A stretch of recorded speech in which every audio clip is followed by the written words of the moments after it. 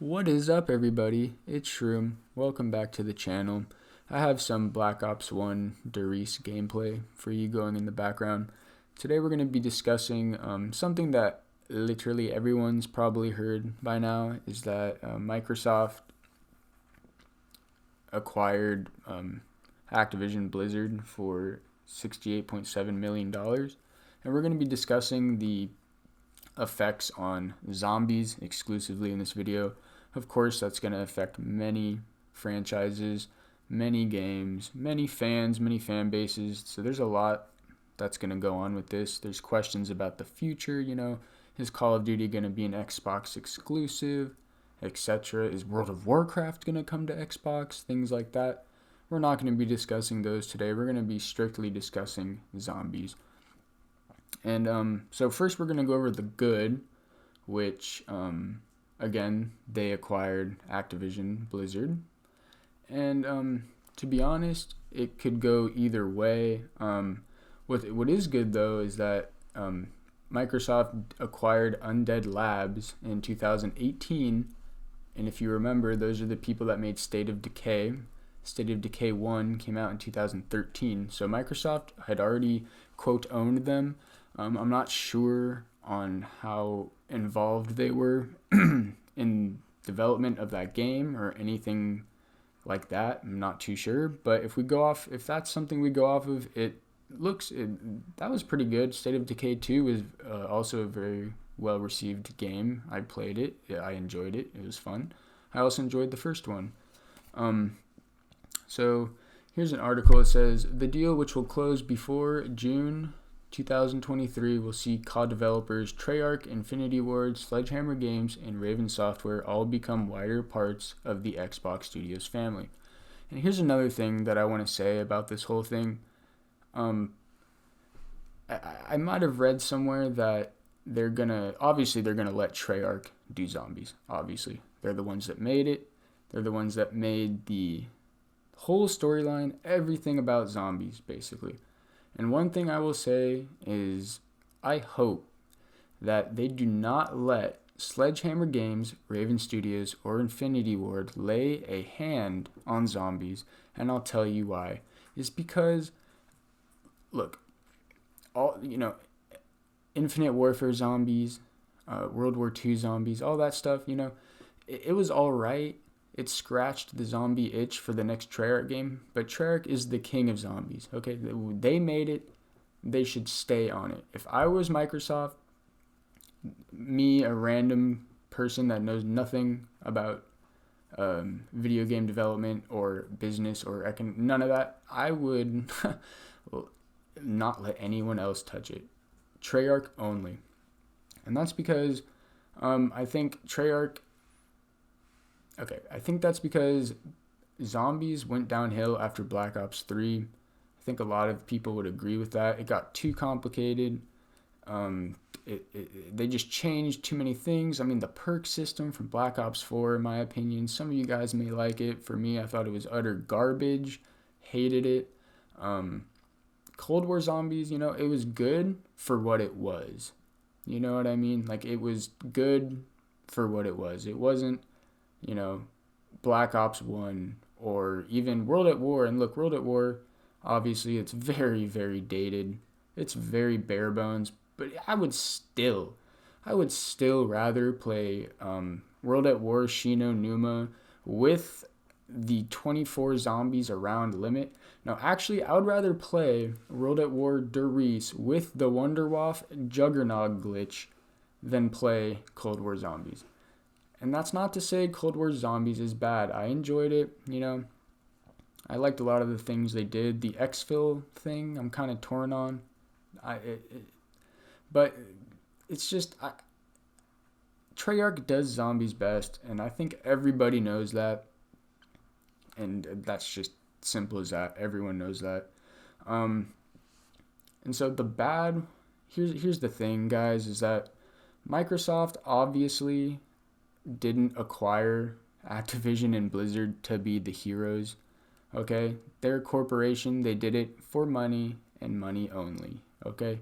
So that's not to say that they could go on to save zombies, quote unquote, or save Call of Duty from the yearly microtransaction infested shit that it's been for years at this point. Since Black Ops 3, it was pretty bad.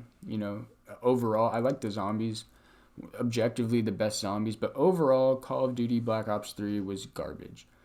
And it's been getting progressively worse through microtransactions, unfinished, just an unfinished game, cut content, the norm for the last 10 years, essentially. So I think it's important to remember that they acquired Activision simply for money.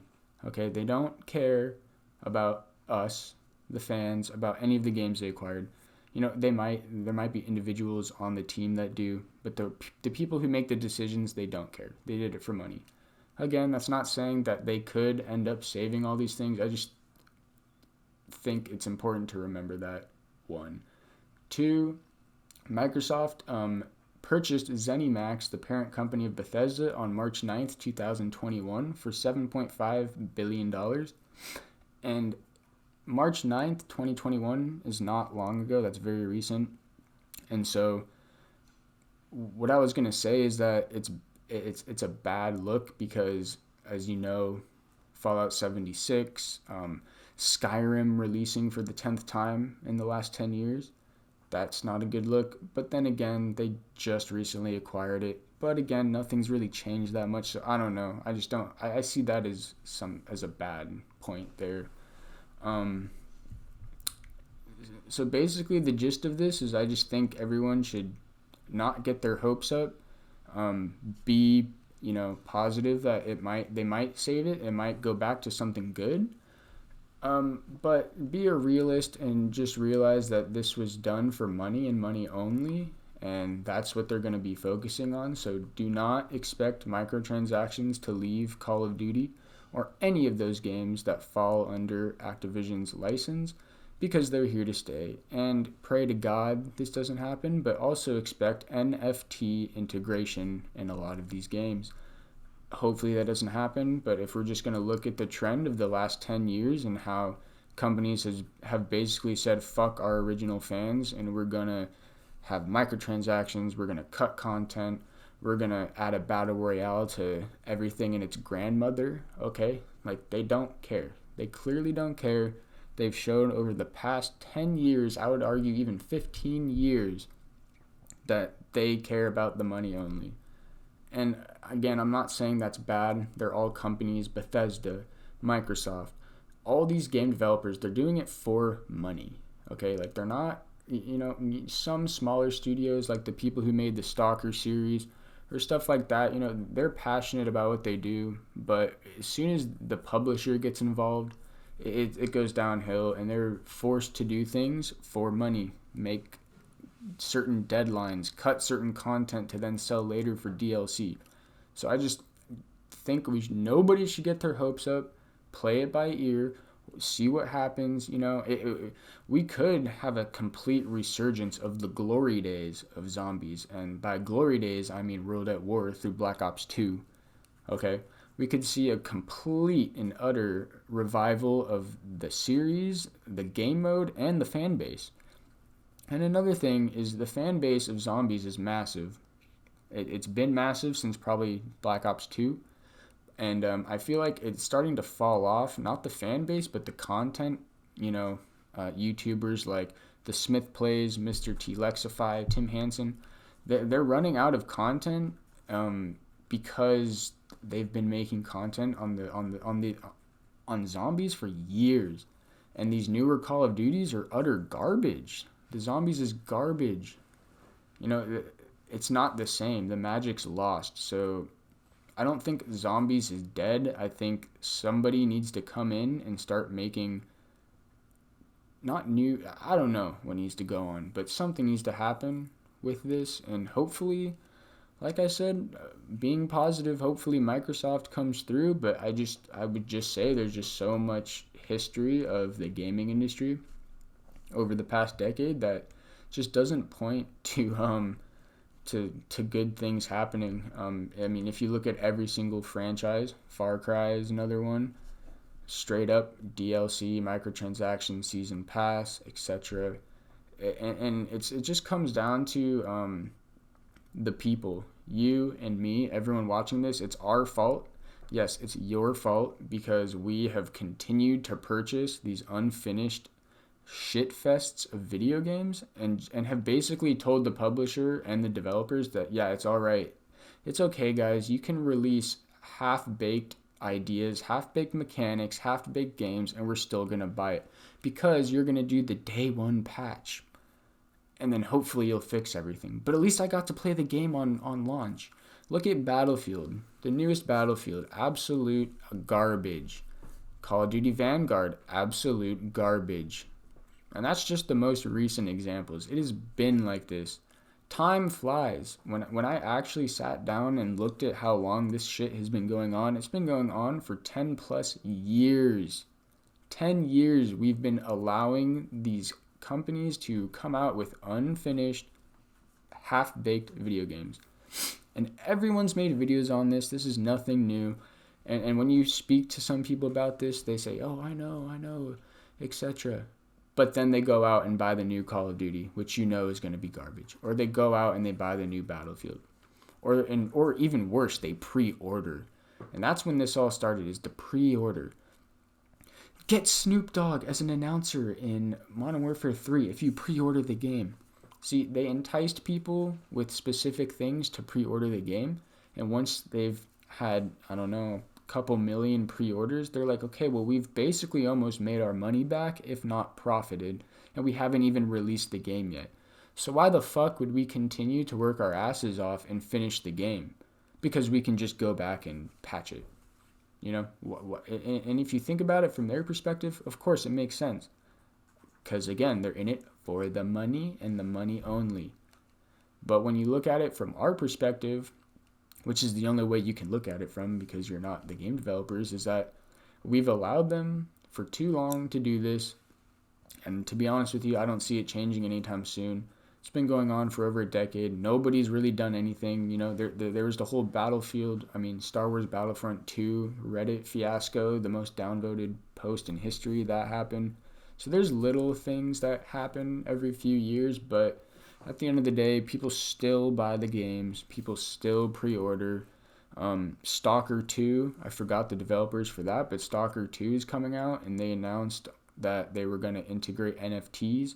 It wasn't very clear on how that would work or what that entailed, but the community on Reddit was absolutely pissed, and they, you know, caused a scene essentially, and they said, if I remember correctly, they said they were going to remove it or something like that. And now, of course, with the whole Ukraine thing going on these days, that game might be canceled, but that's a completely separate topic and doesn't really isn't related to what we're talking about here. But back to the point. Hopefully, Microsoft has the power. That's the thing. They have the power. They've, you know, Halo. This last Halo release was phenomenal, fantastic. I personally hate Halo. I can't stand Halo. I hate the mechanics. I hate the gameplay. It sucks. But I recognize that the newest release was phenomenal. You know, it was well received by the fans. Halo, people who actually like Halo, well received compared to basically since Bungie stopped developing it and it went to 343 Industries years ago. It seems that most Halo releases were hit or miss with the fans, whether it be server issues or unfinished things. And then you have the whole Master Chief Collection fiasco thing that happened. So, and that's what I mean. It's just hit or miss with Microsoft. But like I said, this most recent release, very good. It was a fan service for sure. I haven't played the campaign, so I don't know whether the story was a fan service or not. But I played the multiplayer, played well. It didn't crash. I hated it because I hate Halo and I think it sucks. But as far as a video game and its release and it staying true to what it is, it was phenomenal. It was good. So I think that's cause for hope. But again, I see a lot of people on the COD Zombies Reddit, I mean, super happy, and that's cool. Like I would like to be positive about it, but that's how you get disappointed, and that's how people get pissed, and that's how game developers receive death threats, like No Man's Sky, Hello Games type thing, and many others. Happens all the time. So I just think it's very important. I've said it like 4 times now, but it's that important that to stay realistic and just look at the history of what's been going on. Because think of it this way, if you expect it to be garbage and then it turns out to not be garbage, you'll be very pleasantly surprised and we'll all have a good time. If you're realistic about it and you're like, it could go either way, but I'm going to keep my expectations in check and realize that, Microsoft did this for money and they might let, Raven Software and Sledgehammer Games work on zombies as well, which completely butchered zombies. And look, if it's Treyarch and Sledgehammer and Raven collaborating on it, I'm sure it would be fine, And I don't think that Raven Studios and Sledgehammer Games would ever be solo working on zombies ever again, thank God. But if you look at it that way and you say this has the potential to do great, like I said earlier, this could totally revive the series. This could totally revive the game mode. Call of Duty as a whole, that would be, earth-shattering for it to go back to the old days of Black Ops 1, Modern Warfare 2, Modern Warfare 3.